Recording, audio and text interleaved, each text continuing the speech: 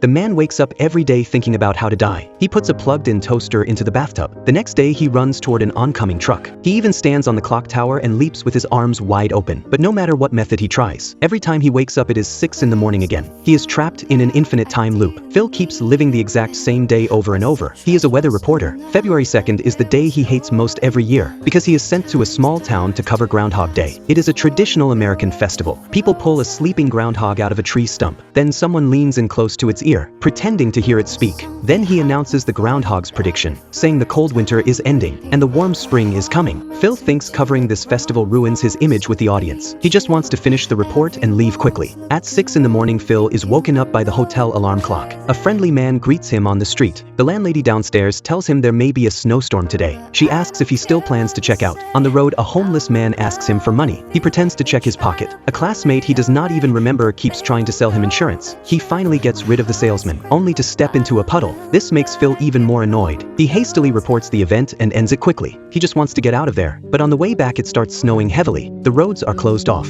This makes Phil very upset. He has no choice but to return to the town and wait for the snow to stop. The next morning at 6, Phil is woken by the alarm clock again. He looks out the window. The snowstorm from yesterday has completely disappeared. What the hell?